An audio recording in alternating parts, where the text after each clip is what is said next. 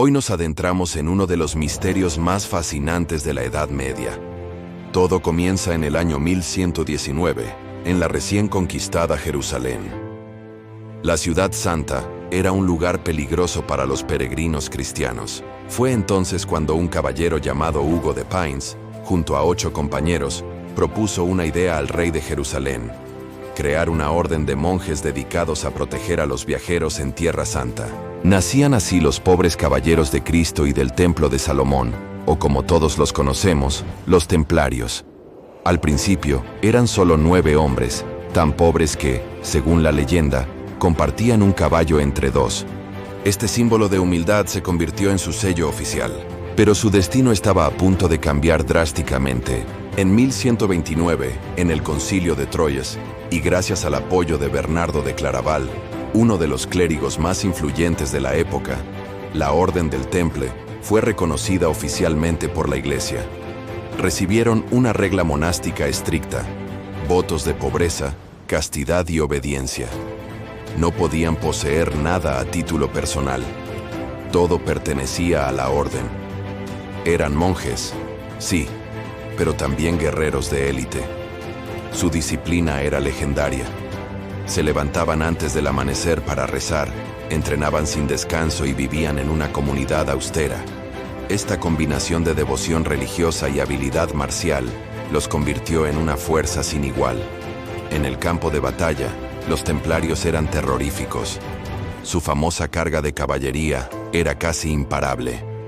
Imaginen a cientos de caballeros con sus mantos blancos y la cruz roja, avanzando como una muralla de acero y fe. No se retiraban a menos que se les ordenara, y preferían morir antes que rendirse.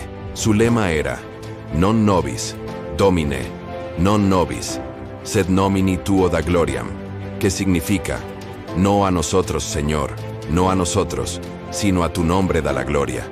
Luchaban por fe, no por riqueza o fama personal, y eso los hacía increíblemente peligrosos para sus enemigos.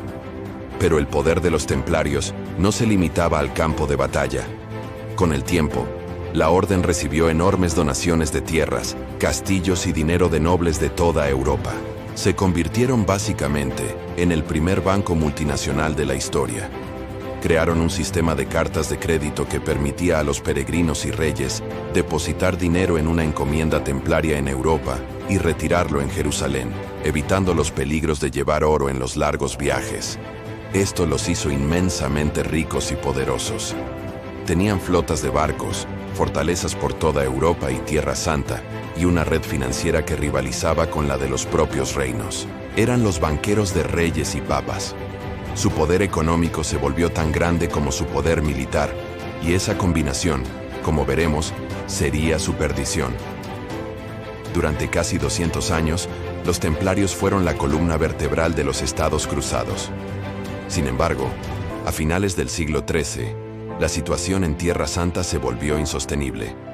En 1291, la ciudad de Acre, el último bastión cristiano, cayó en manos de los mamelucos. Los templarios lucharon hasta el final, pero la era de las cruzadas en Oriente Medio había terminado. Con la pérdida de Tierra Santa, la razón de ser de los templarios empezó a ser cuestionada. Ya no había peregrinos que proteger en el camino a Jerusalén. Felipe IV estaba ahogado en deudas, y gran parte de ese dinero se lo debía precisamente a los templarios.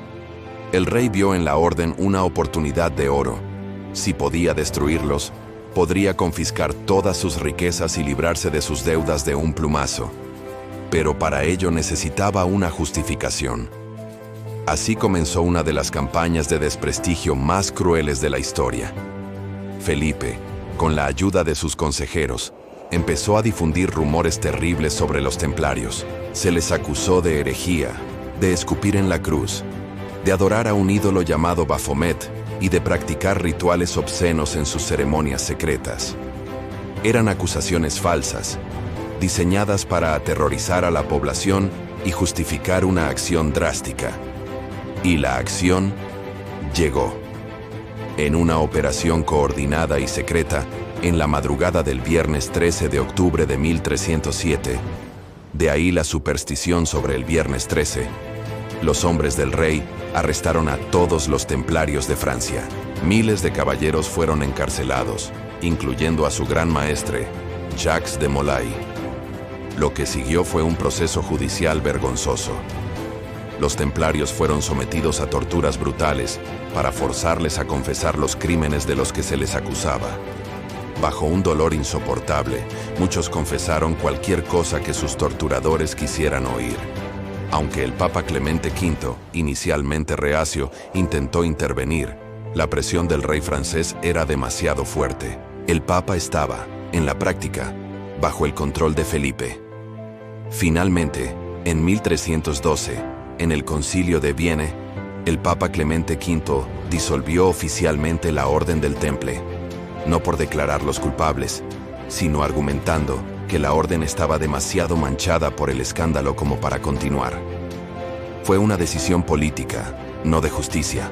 Las propiedades de los templarios fueron transferidas a otra orden, los hospitalarios, aunque en la práctica, el rey Felipe se quedó con una buena parte del botín. El trágico final llegó el 18 de marzo de 1314.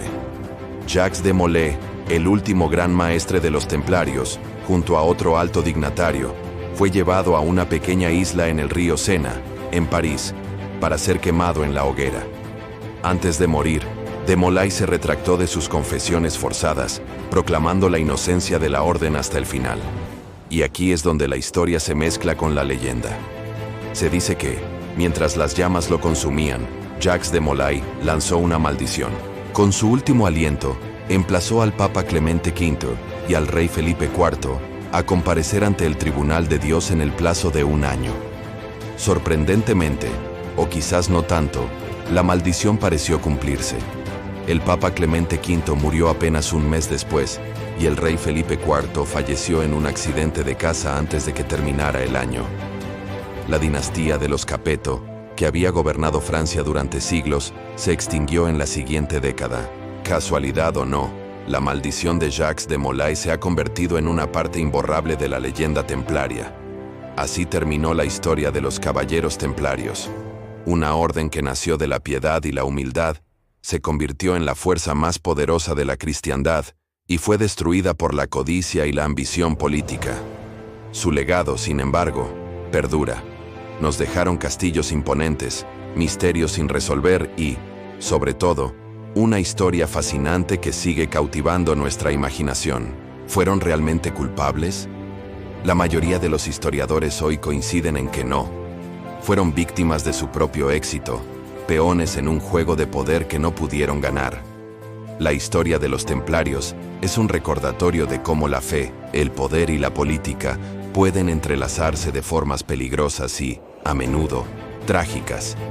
Y hasta aquí nuestro viaje de hoy.